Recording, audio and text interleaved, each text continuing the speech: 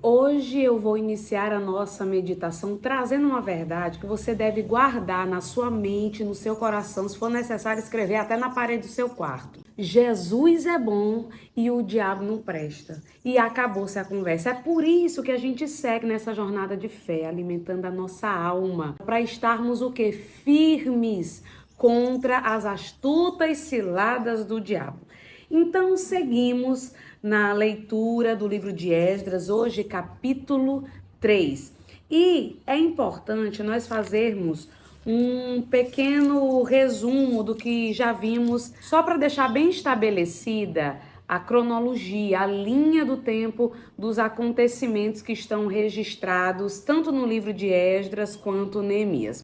Em 539 a.C.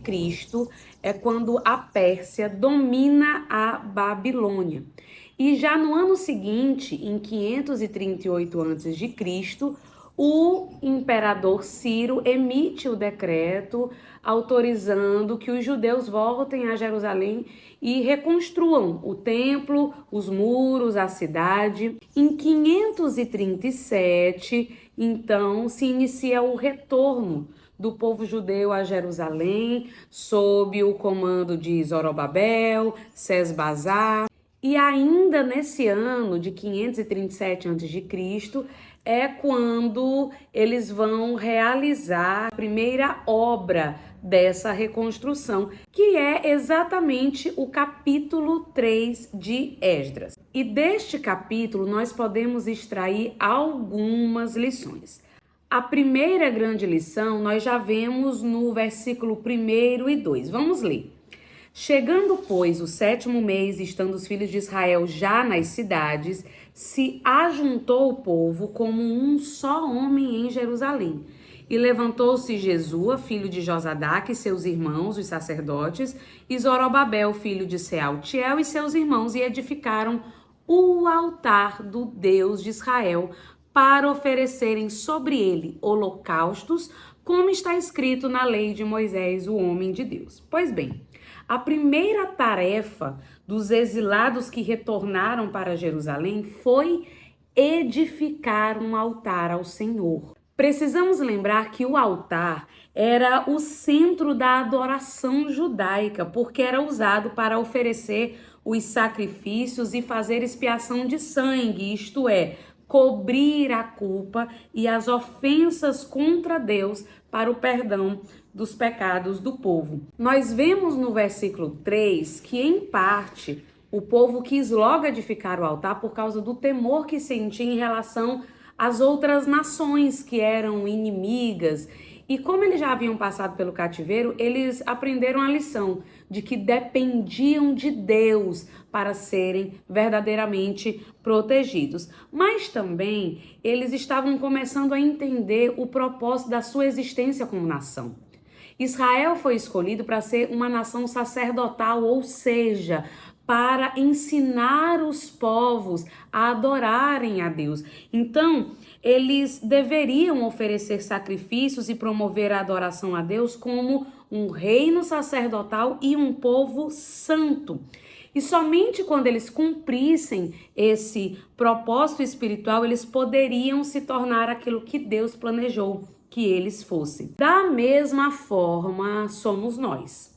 Tudo que nós vamos fazer, em primeiro lugar, nós temos que erguer um altar de adoração a Deus. Tudo que nós fazemos precisa ser para a glória de Deus. A igreja, que no termo original significa eclésia, ou seja, aqueles que foram tirados do meio, foram chamados para fora, para serem um povo santo, a igreja herdou o propósito do antigo Israel. Que propósito é esse? Adorar e honrar a Deus em todos os aspectos da sua vida. Se você deseja ser bem-sucedido e aprovado por Deus, que é o mais importante, você precisa, em primeiro lugar, buscar o direcionamento de Deus e erguer um altar para oferecer tudo que você faz a Deus. Então o povo de Israel entendeu que precisava priorizar a Deus nessa reconstrução da nação. Outro ponto a destacar é que logo que eles edificam o altar, Eles também celebram a festa dos tabernáculos, que era uma festa muito importante para o povo judeu, pois celebrava a provisão de Deus naquele período em que eles peregrinaram no deserto. Então, em muitos momentos da nossa vida, nós precisamos trazer à memória o que Deus já fez.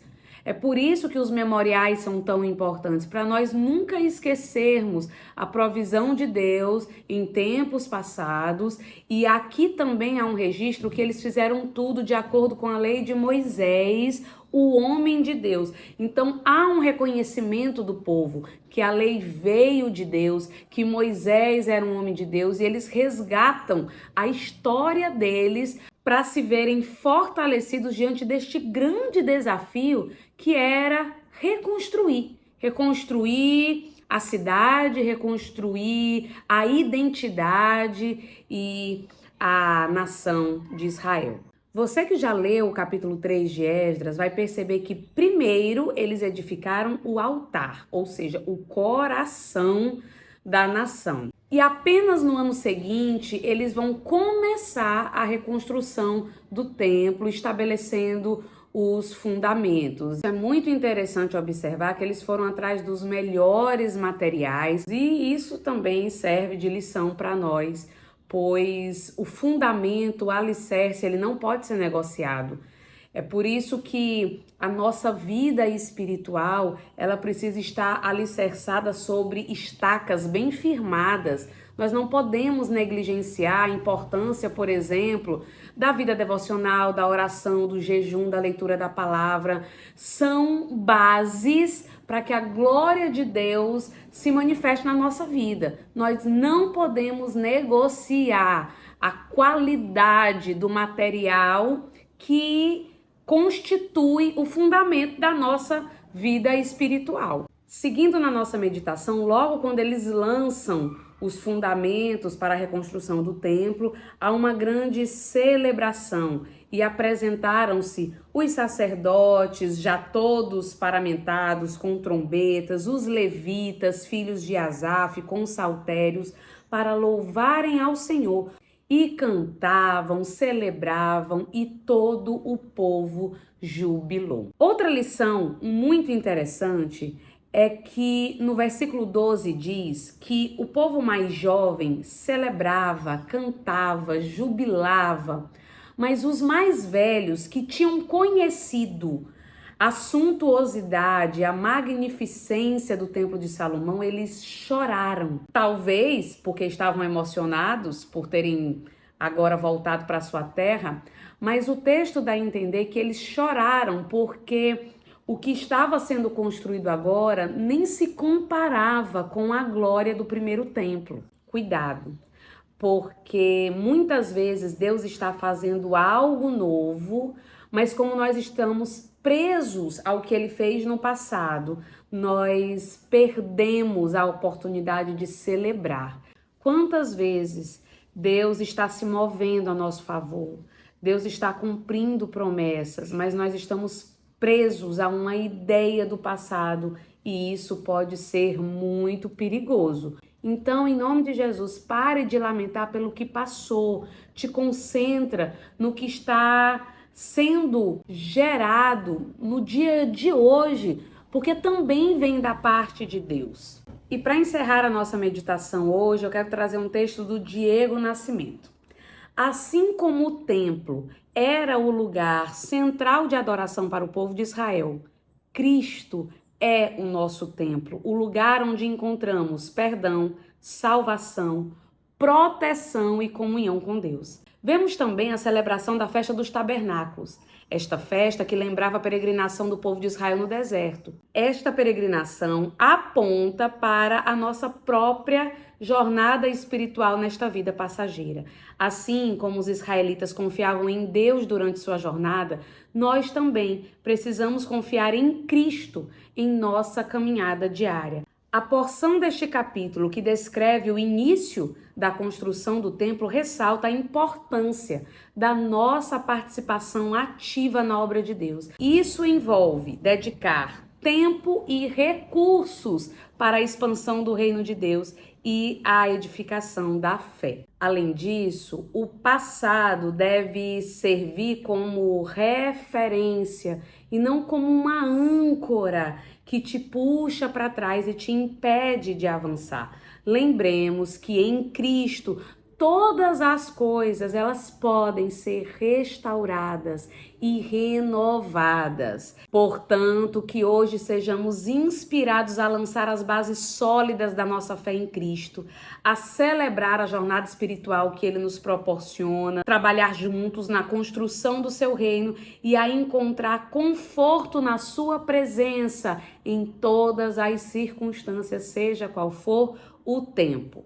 Assim como o templo foi reconstruído, nossas vidas em Cristo podem ser restauradas e renovadas a cada dia, sendo Cristo o centro e a fundação de nossas vidas. Vamos orar? Senhor amado, que Tu sejas sempre o centro da nossa vida, que tudo que nós nos colocarmos para fazer, possamos erguer em primeiro lugar um altar de adoração ao Teu nome, pois tudo é para o louvor da Tua glória. Meu Deus, aumenta a nossa fome, a nossa sede pela Tua presença, pela Tua palavra, que sejamos aplicados nas disciplinas espirituais e, além disso, possamos sempre nos envolver na Tua obra, Senhor, ativamente, com os nossos talentos, com os nossos recursos, com o nosso tempo, Senhor, entendendo que nos envolvermos com os Teus interesses é a melhor coisa que pode nos acontecer. É para isso que fomos criados e queremos, Senhor, como indivíduos, filhos Teus e como igreja, ensinar a todos os homens que a adoração a Ti, que o louvor a Ti é o que traz paz para a nossa alma, é o que satisfaz a nossa alma e nos faz viver o propósito para o qual fomos criados. Assim eu te peço em nome de Jesus. Amém. Deus abençoe a sua vida.